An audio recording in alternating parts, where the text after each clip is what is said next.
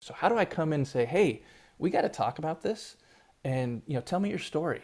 Tell me what you're thinking about. Tell me what you don't know. Tell me about your people if you're a manager. Tell me about your organization, right? So really engage these people in conversations, challenging them. Say, hey, can I offer you a different perspective? What if you were a black female? Would you think of this situation differently? Those types of questions, and then supporting them in that learning journey, because if it's just all challenging, they're going to check out. But if it's just all supporting, it's like, are we really changing? Are we really evolving? No. So it's this kind of yin yang of like challenging and supporting.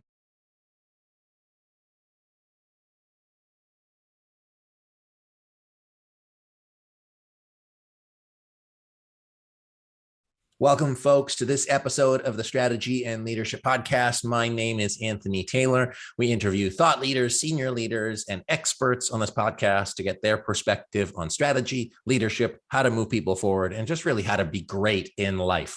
And my guest today is Jared Karol. Jared, what's happening today? Anthony, great to be here. Thanks for having me. Not a lot. It's a nice sunny day in Oakland, which isn't bad for January 20th. Excellent. I definitely got that. So, Jared, I want to give it background. He is the author of A White Guy Confronts Racism, an invitation to reflect and act. And he's also a senior facilitator at Translator Inc. Jared, looking at your background, you've worked with like impactful organizations, well-known brands in the Bay, but if you're in the Bay, you're probably global. You've spoken to some of the biggest companies in the world about racism, diversity, equity, and inclusion. And so tell me about some of the work that you're doing now, and what's kind of top of mind in the space that you see. Yeah, yeah. Thank you, Anthony. Gosh, where to start? So, as you said, my main gig lately has been with Translator Inc. and it's a DEI analytics software company. It's really powerful. It's a startup. So what we do, and my role is kind of a senior facilitator. I do some client work with, coaching and kind of strategy sessions with mostly senior leaders, mostly white senior leaders, a lot of white men who are kind of newer into this space. When I say this space, like, what do I do? I know racism, I know diversity, inclusion, equity. These are things I'm supposed to know about, and I don't really know what to do. Can you help me? So that's kind of my role. But what Translator does as a company is we provide really robust, powerful, compelling learning experiences with a platform that is really engaging and interactive, that also collects really powerful data that we can share both live time in the sessions and afterwards with senior leadership, where we say, hey, these 50 people, senior leaders, took this experience. It was really powerful. Here's some of the qualitative data we found, and here's some of the quantitative data that we are going to present, that we're presenting back to you, that says, hey, here's what we're seeing. Here's what your people are saying. Here's what we're noticing. Here are recommendations. Are you ready to start acting? Mm. And it's kind of like they can't unknow, they can't unsee what we've shared with them. So that's a little bit about Translator. And then of course with the book, I mean, the book just came out a few months ago, and it's been about almost 2 years in the making of really kind of putting my self out there vulnerably about, I'm a white guy. I'm a straight, white man talking about and working in the anti-racism space, which is, I think, really powerful and really needed. And so the work at Translator overlaps a lot with the work I do kind of on my own consulting, and it just interconnects and intersects quite a bit, because it's the same type of work, trying to elevate awareness, ignite a spark, start conversations, challenge people to do better and be better, but also support them in that journey of doing better and being better. So that's a little high level summary. There's of course more to talk about, but that's the gist. Awesome. I love that. Well, one of the guests that we had on our podcast earlier, Melvin Gravely, he wrote a book called Dear White Friend, which I thought was awesome. Still available. Awesome guy. And as some of our listeners know, we had our diversity and inclusion summit late last year. And it was really, powerful for me as a also white guy, straight white guy, to be able to reflect on those things. And I don't want to call it a trend. I hate that diversity inclusion. It's not a trend, but I want to call it more of a movement, more of an awareness that has happened really in the past 2 years for people who don't experience it on a daily basis.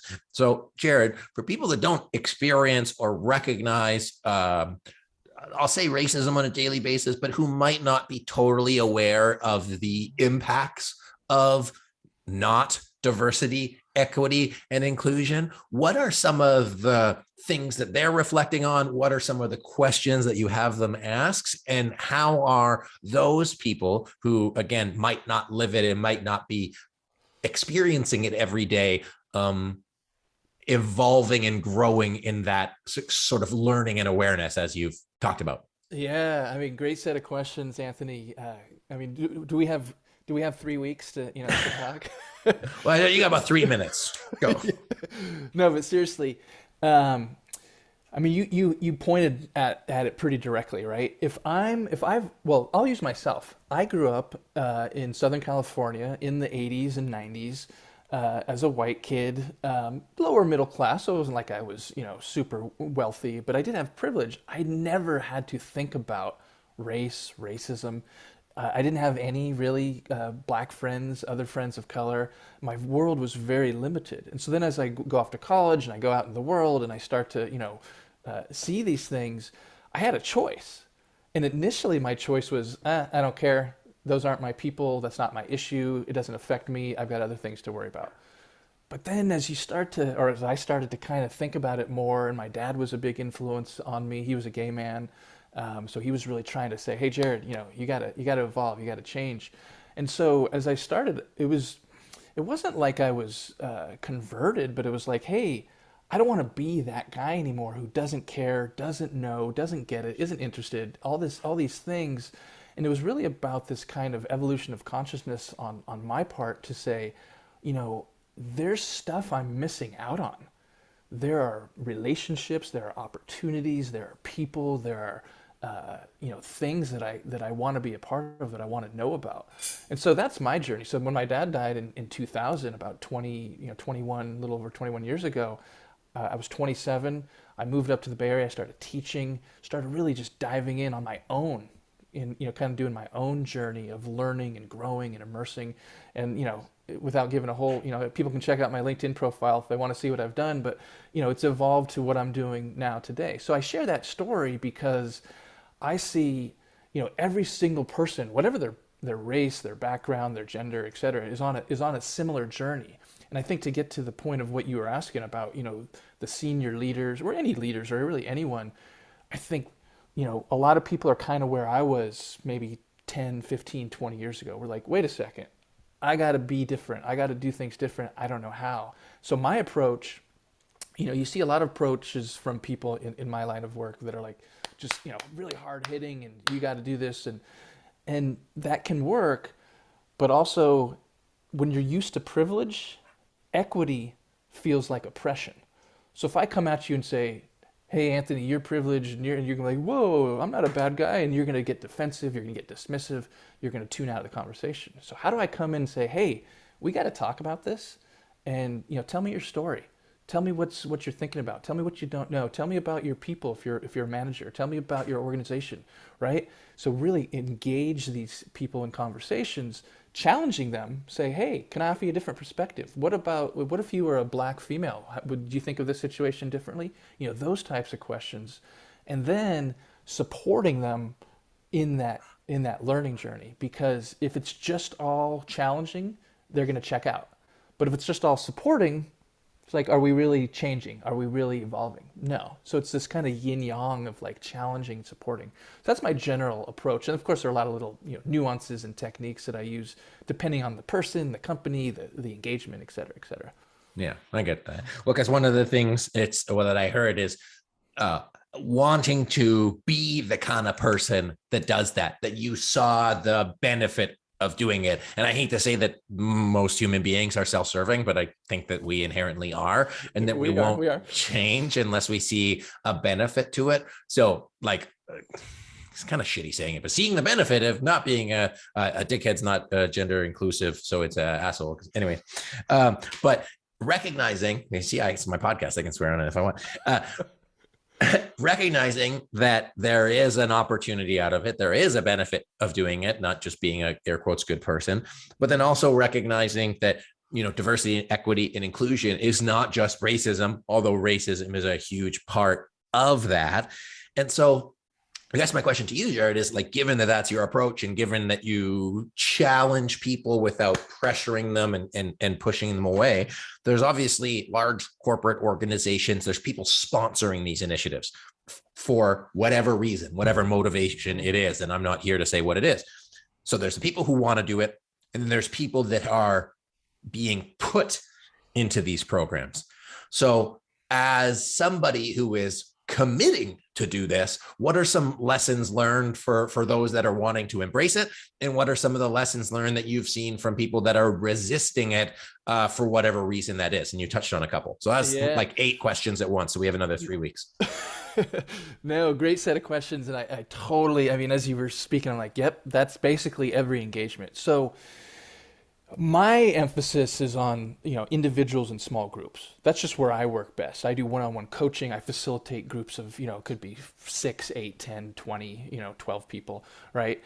And what I've learned, and I think a lot of people in my space understand this, like all I really need is at least one person in an organization or a department or, whatever the company is, who is on board, who has the budget, who has the wherewithal, who understands the value of it to sign off for me to get in the door. I don't need to change everyone. There are people who'd come in and do organizational audits and do, that whole thing, which is great. That's not what I do.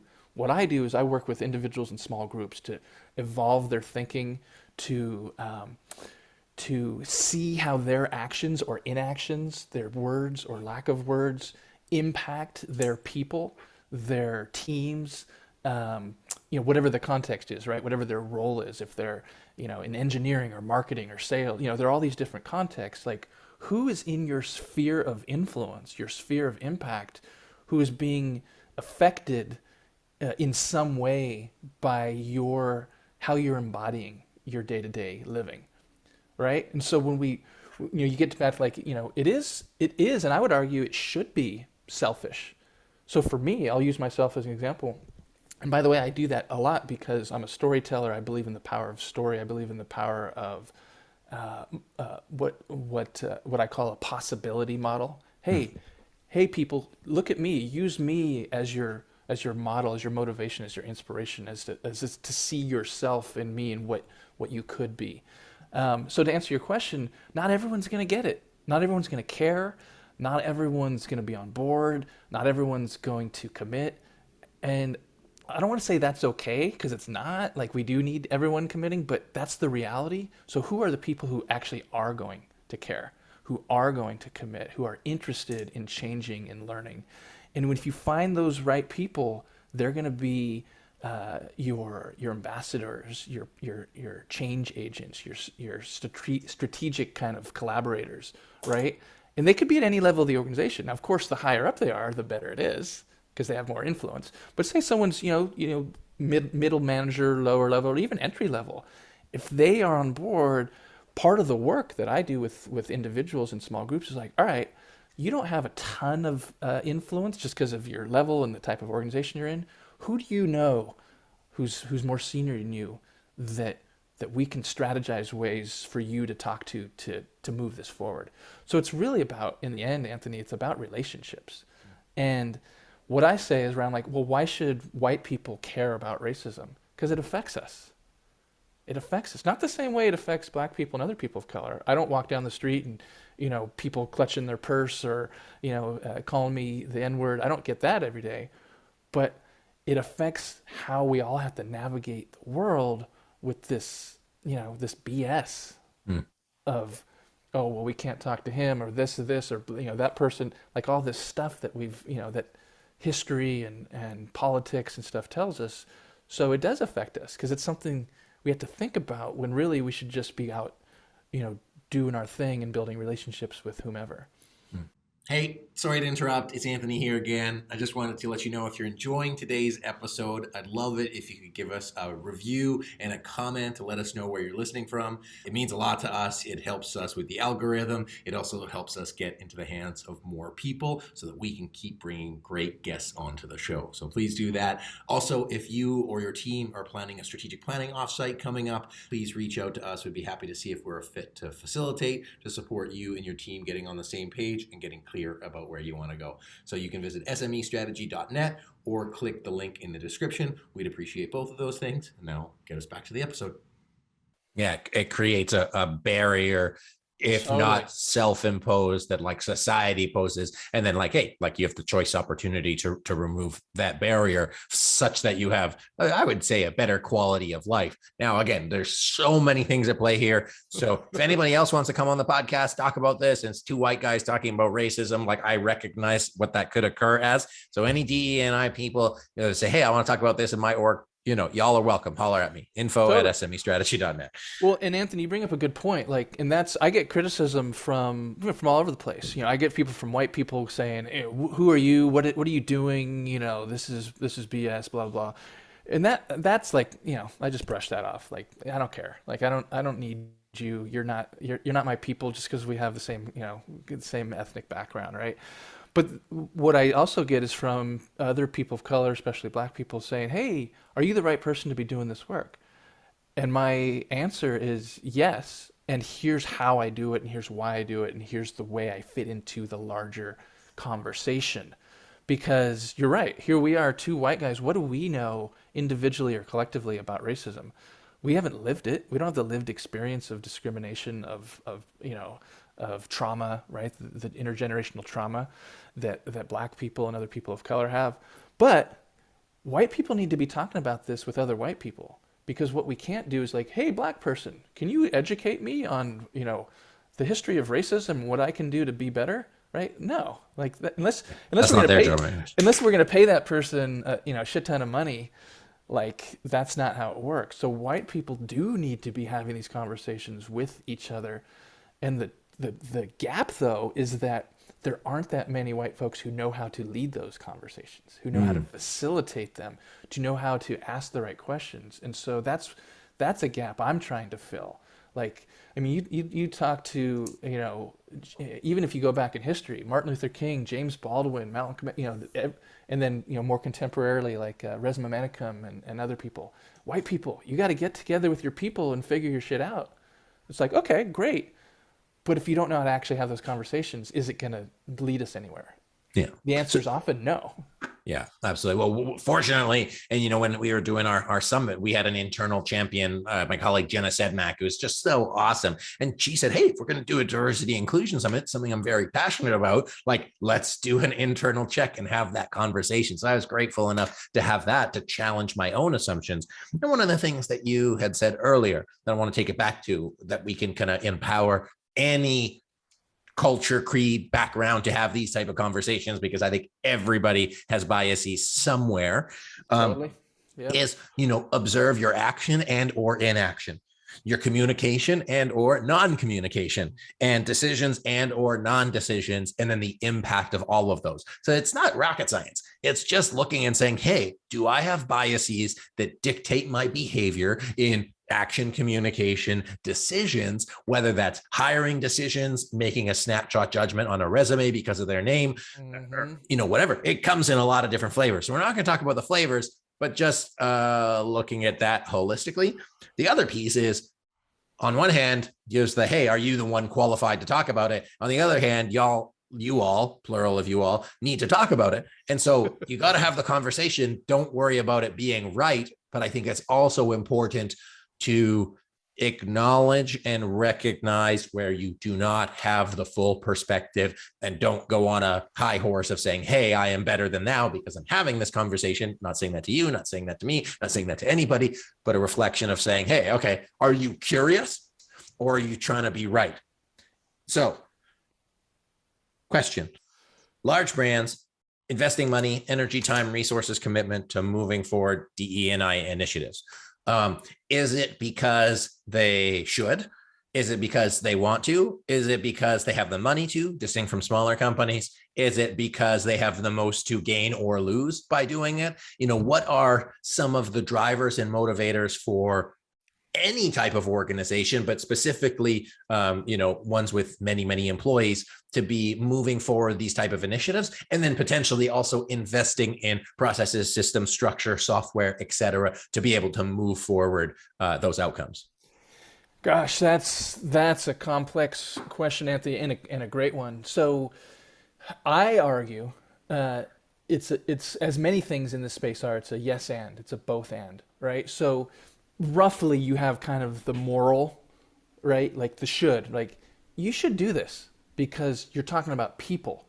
You're talking about individuals and groups of people who are flesh and bone, whose lives, whose day to day comfort, safety, financial, political, cultural lives are at risk, right? And so their place of employment has a great opportunity to create an environment for all of us to live psychologically safe, where we feel like we belong, where we feel like we're valued. So there is the should part.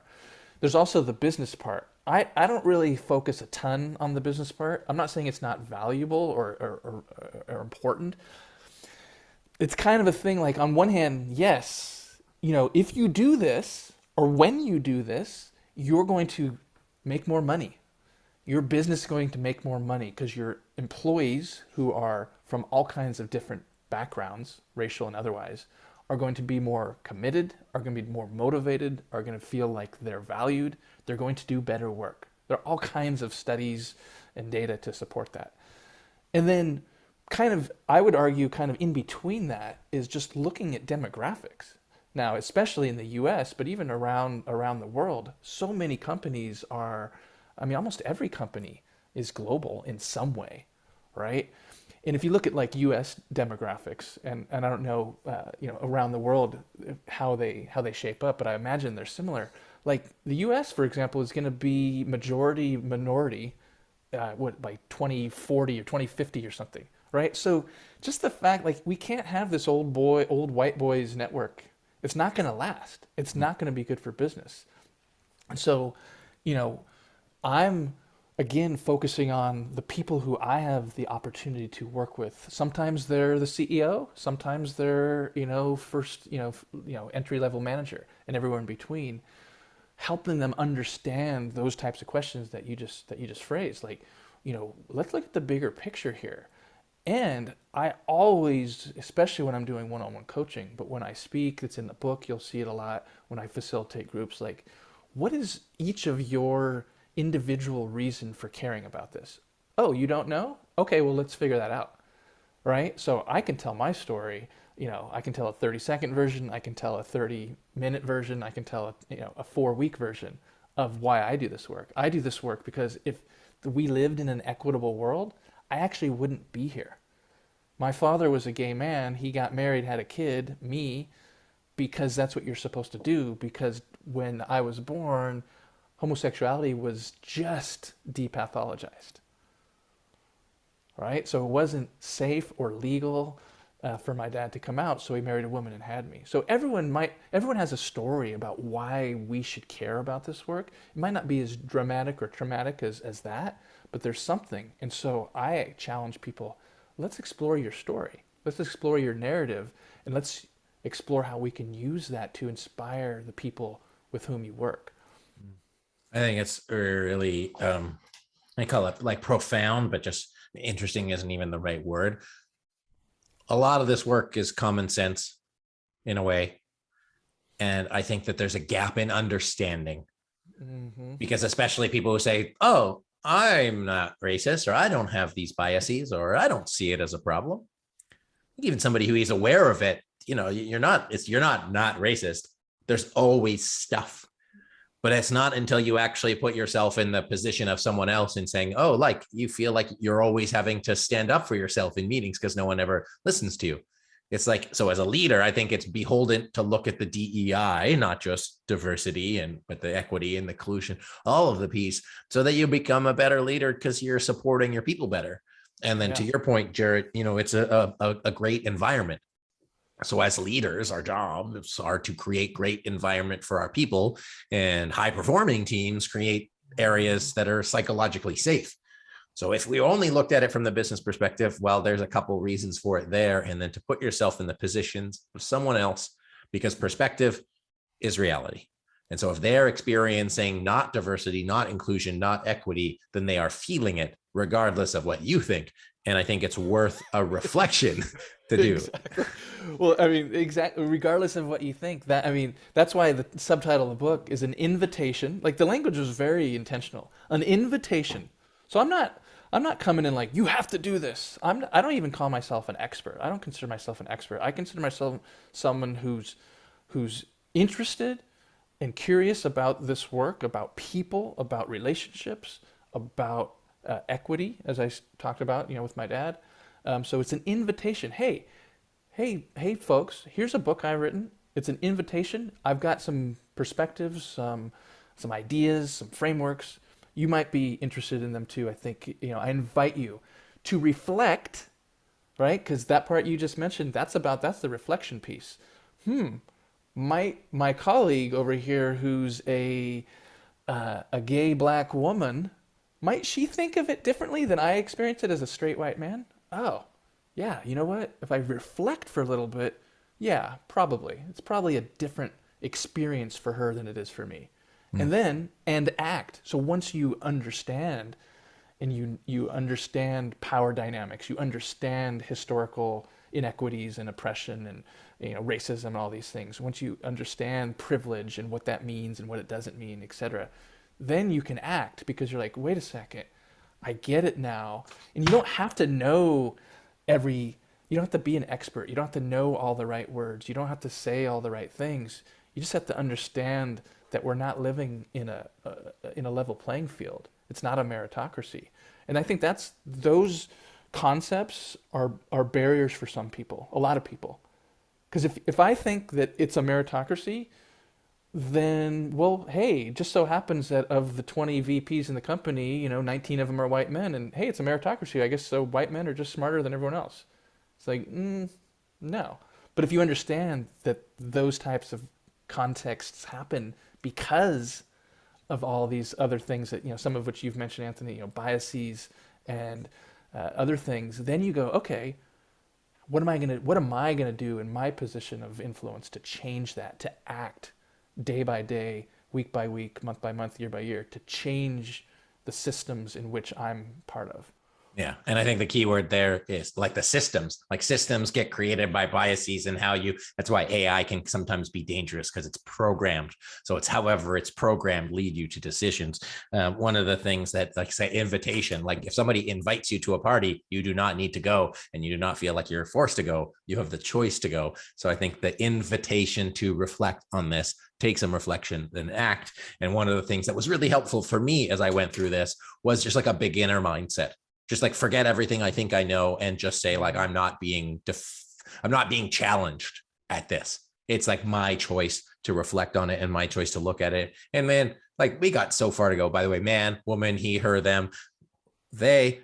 We got lots to go around the work to do, and I think that as leaders and as audience members, I think you roll with it, and I think that there's a lot we can do to make workplaces great.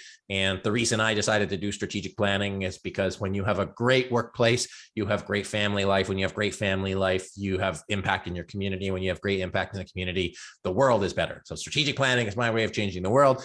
This podcast is my way of changing the world for the better. And I get to have great conversations with folks like Jared to make the world a better place. So Jared, where can people connect with you? Where can they learn more about the work that you do? Yeah, I mean, great. I love that wrap up, Anthony. So true. It's all interconnected. People can find me. I'm really active on LinkedIn. So just search for me, JaredKarol on LinkedIn. You can connect with me there, follow me there. The book, A White Guy Confronting Racism, that's the URL, a white guy confronting racism.com. You'll find the book there. And then you can learn more about me and my coaching, facilitating, other stuff at jaredkarol.com. And they're all pretty kind of interwoven, interconnected. So those are the three main places. I'm also on Instagram, not super active. And I try and stay away from Twitter and Facebook just for my mental health. I got that. Well, if you want to follow me on Instagram, it's mostly memes, but you've been warned. But really, Jared, thank you for the conversation today. Two white guys confronting racism, having a conversation about it. I think I don't think there's a wrong way to do it. I could be wrong. Somebody could tell me, but I think it's being questioning and reflecting and having the conversation, I think can only lead to better results. And I appreciate you making the time to chat with me today. I agree wholeheartedly with that. You're very welcome, and I appreciate you too. Thank you for having me on the podcast. It's my pleasure. So everyone, my guest today, Jared Karol, who is the author of A White Guy Confronting Racism, an invitation to reflect and act. And he's a senior facilitator at Translator, Inc. My name is Anthony Taylor. This has been the Strategy and Leadership Podcast. If you enjoyed today's episode, be sure to like and subscribe and do all the things you do on the platform. Stay connected. Share the podcast with somebody on your team if you want to have these conversations. And then if you're doing strategic planning with your team and you'd like somebody to engage in different types of conversations, be sure to reach out. Once again, my name is Anthony Taylor. This has been the Strategy and Leadership Podcast. Thank you for watching and listening, and we'll see you next time.